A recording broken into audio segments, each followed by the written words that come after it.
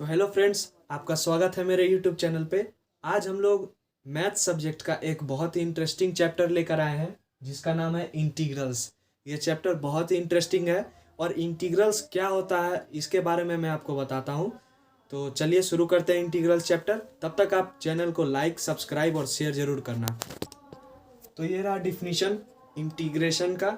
Integration क्या होता है? तो इंटीग्रेशन जो होता है वो रिवर्स प्रोसेस होता है किसका? डिफरेंशिएशन का। अब डिफरेंशिएशन क्या होता है तो हम लोग पहले इस चैप्टर से पहले जस्ट पढ़े हैं हम लोग डिफरेंशिएशन। जैसे कि आपको मैं बता दूं, सबसे पहला रूल था डिफरेंशिएशन का जिसमें बेसिक जानते थे हम लोग कि x to the power n का डिफरेंशिएशन करने पर क्या होता था। तो इसका डिफरेंशिएशन करेंगे हम लोग तो d by d x of x to the power n लिखते हैं। और इसका जो फॉर्मूला था वो था ये कि n यहाँ से मल्टीप्लाई हो जाएगा और इसके पावर से हम लोग 1 माइनस करेंगे। तो ये था इसका बेसिक डिफरेंशिएशन का पार्ट। अब इसी का जो रिवर्स प्रोसेस होगा उसी को हम लोग इंटीग्रेशन कहते हैं। तो इसी को मैं अभी इंटीग्रेट करूंगा और वापस से यही वैल्यू आ जाएगा इसमें, यानी मैं इसका इंटीग्रेशन करूंगा तो वापस से यही वैल्यू आ जाएगा x to the power n, जिसको मैंने डिफरेंशिएट कर कर ये वैल्यू लाया। तो चलिए डिफरेंशिएट करते हैं हम लोग का। तो ये रहा हम लोग का एग्जाम्पल। अब मैं इसको इंटीग्रेट करूंगा और इंटीग्रेट करके हम लोग देखते हैं कि क्या आता है। इंटीग्रेशन का साइन होता है ये कुछ बड़ा सा एस टाइप का, ये होता है इंटीग्रेशन का साइन।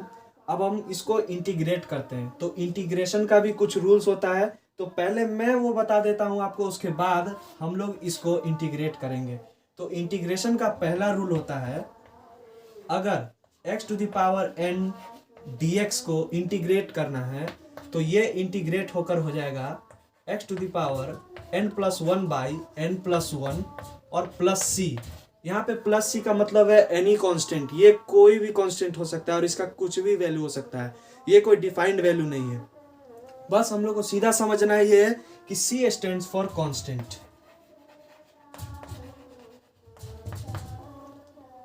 तो हम कुछ और रूल्स बताते हैं डिफरेंस इंटीग्रेशन का। तो चलिए सेकंड पे आता है हम लोग का साइन एक्स। साइन एक्स जो है एक ट्रिग्नोमेट्रिक वैल्यू है, ट्रिग्नोमेट्रिक आइडेंटिटी हो सकता है, ये ट्रिग्नोमेट्रिक रेशियो है साइन एक्स। तो हम लोग इसका इंटीग्रेशन करेंगे तो क्या आएगा। तो इससे पहले हम लोग डिफरेंशिएशन करते थे साइन एक्स का तो आता था कॉस एक्स। एम आई राइट? यहाँ पे भी साइन एक्स का करने पर कॉस एक्स ही आएगा, लेकिन यहाँ पे साइन चेंज हो जाएगा, ये आ जाएगा minus cos x plus c. I hope आप लोग समझ रहे होंगे। अब मैं तीसरा प्रॉपर्टी पे जाता हूँ, यानी तीसरा इंटीग्रेशन के रूल पे जाता हूँ। तो नेक्स्ट जो प्रॉपर्टी हम लोग का है, अगर मैं कॉस एक्स डी एक्स का इंटीग्रेशन करूँ तो क्या होगा, ये वापस से आ जाएगा साइन एक्स में, साइन एक्स प्लस सी। ये सिंपली लिखाएगा साइन एक्स प्लस सी, सी यहाँ पे कांस्टेंट है। उसी तरह से tan एक्स का डिफरेंशिएशन होता था सेक स्क्वायर एक्स, आप लोग को याद होगा। और मैं अगर इसका इंटीग्रेशन करूंगा तो क्या आएगा, इसका इंटीग्रेशन करने पर वापस से आ जाएगा tan एक्स प्लस सी। तो आप लोग यहाँ पे देख रहे हो ना, जिसका डिफरेंशिएशन करने पर ये आता था उसी का इंटीग्रेशन करने पर वापस से पहला टर्म ही हम लोग को मिल रहा है। तो हम लोग और कुछ इसका प्रॉपर्टीज को जानते हैं। तो मैं पांचवा प्रॉपर्टी लिखता हूं। तो ये कुछ और दो प्रॉपर्टीज है। मैं आपको आज 6 ही प्रॉपर्टी बताऊंगा, लेकिन होता है इसका बहुत सारा प्रॉपर्टी है। इसके बाद मैं कुछ 3 इनवर्स ट्रिग्नोमेट्रिक रेशियोज के बारे में बताऊंगा, उसका इंटीग्रेशन करने पर वापस से वही आता है। तो वो 3 मेन है और मैं ये 6 बता देता हूँ। ये सारा बेसिक है और सारा एनसीईआरटी बुक में आपका दिया हुआ है, या कोई भी अगर अदर साइड बुक आप पढ़ रहे होंगे जैसे RS अग्रवाल या RD शर्मा, तो उसमें ये सारा चीज़ डिटेल में दिया हुआ है।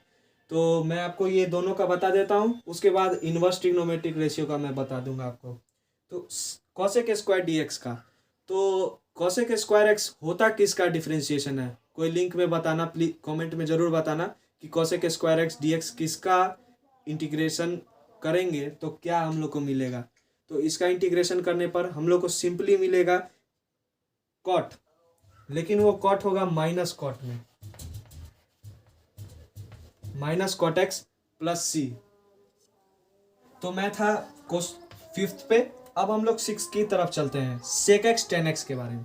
तो सबसे पहले sec x tan x किसका डिफ्रेंशिएशन होता है? प्लीज़ अगर किसी को कोई 12 वाले ये वीडियो देख रहे हैं तो प्लीज़ कमेंट में ज़रूर बताना, या फिर कोई 10th वाले देख रहे हो तो, क्योंकि ये दोनों ही क्लास के लिए डिफ्रेंशिएशन और इंटीग्रेशन बहुत ही इंपॉर्टेंट होता है। वो चाहे बोर्ड के लिए हो, वो चाहे जेई लेवल के लिए हो, हर किसी के लिए इंटीग्रेशन और डिफ्रेंशिएशन इंपॉर्टेंट है, क्योंकि फिजिक्स में भी इंटीग्रेशन का यूज होता है और मैथ्स में तो इंटीग्रेशन का यूज होता है। ये पूरा कैलकुलस ही है इंटीग्रल्स पे। तो sec x tan x होता है sec x का डिफ्रेंशिएशन। तो मैं यहाँ पे डायरेक्ट लिख देता हूँ sec x plus c।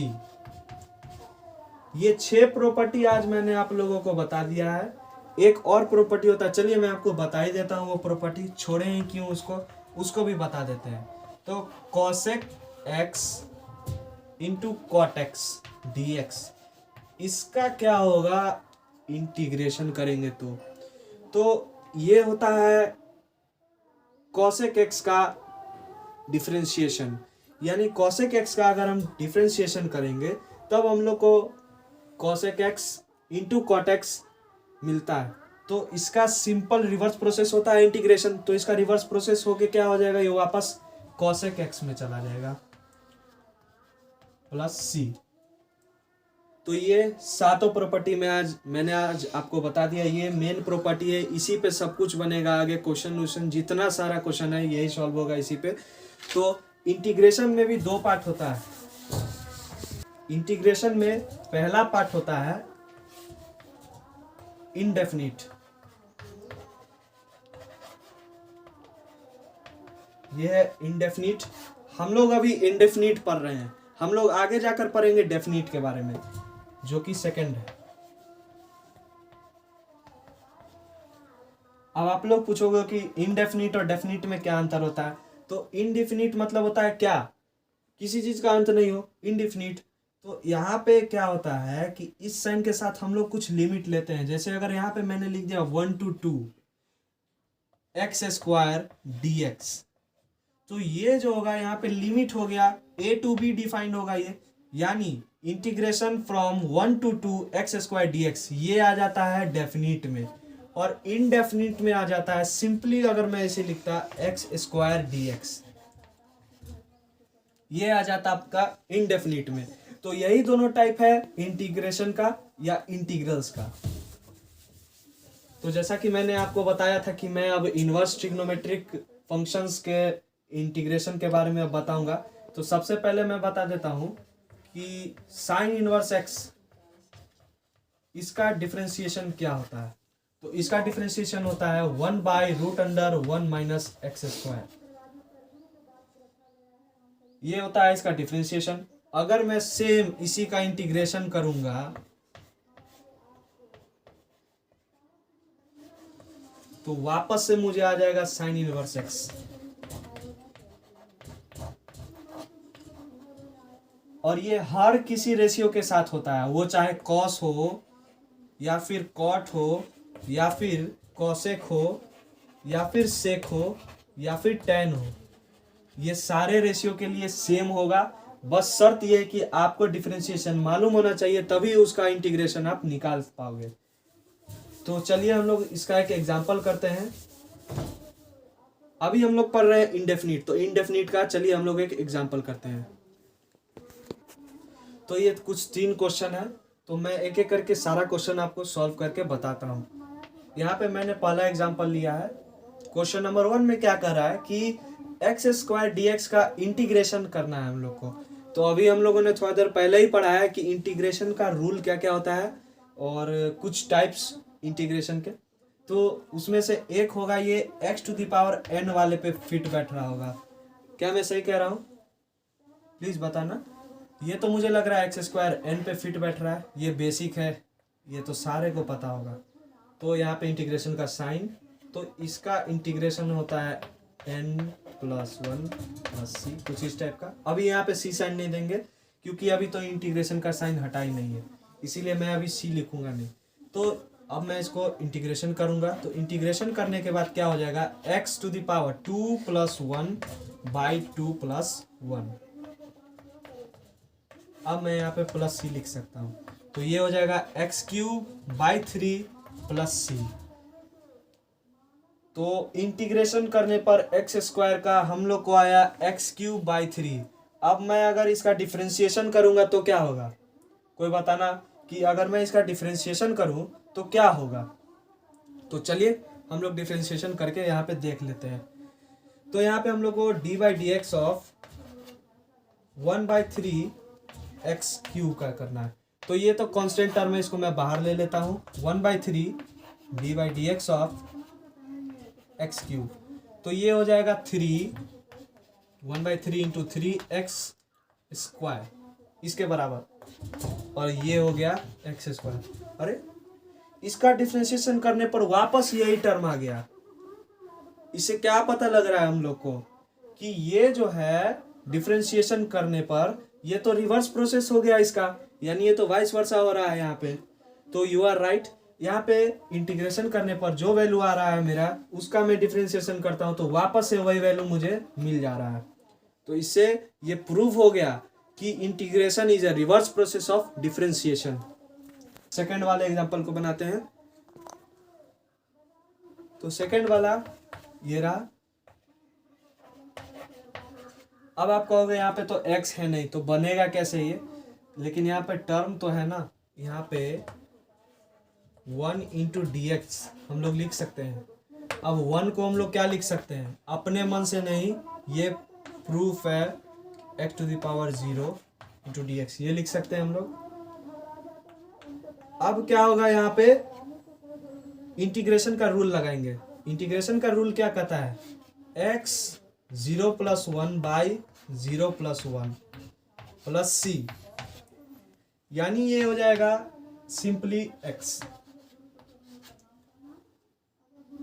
Bracket हटा देता हूं मैं, नहीं तो ब्रैकेट से ये ग्रेटेस्ट इंटीजर फंक्शन बन जाएगा या स्मॉलर इंटीजर फंक्शन, सीधा सिंपली x। यानी सिंपल अगर मैं कहूं dx का इंटीग्रेशन करेंगे तो x आएगा, सिंपल मैं कहूं dy का इंटीग्रेशन करेंगे तो y आएगा, सिंपल मैं कहूं dz का इंटीग्रेशन करेंगे तो z आएगा। अगर कोई भी मैं यहाँ पे अल्फाबेट ले लूँ, DA, capital A, B, C, कुछ भी हो, अगर ये सिर्फ सिंपली dx दिया रहा है, उसको इंटीग्रेशन करना है तो x, y, z ये सिंपल वैल्यूज आएंगे। अब हम लोग चलते हैं थर्ड वाले की तरफ। थर्ड वाला न्यू है।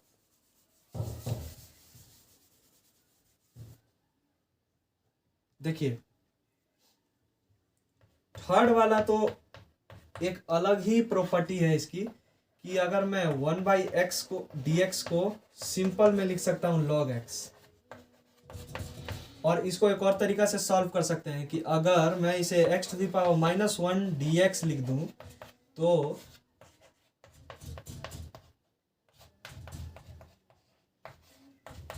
तो ये क्या पॉसिबल है।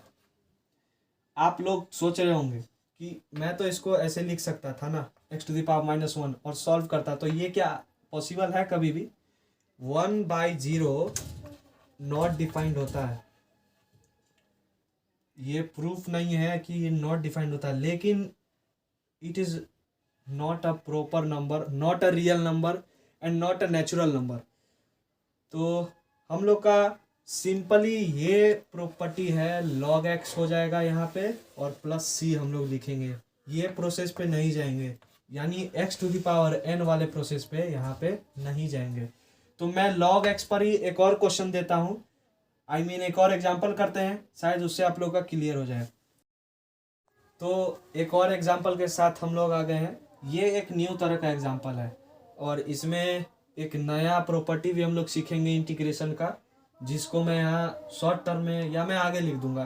तो इसको हम लोग क्या लिख सकते हैं और फ्रेंड्स, इसको हम लोग लिख सकते हैं 2⁻x इंटू 2⁻3। हम लोगों ने एलजेब्रा तो पढ़ा ही होगा।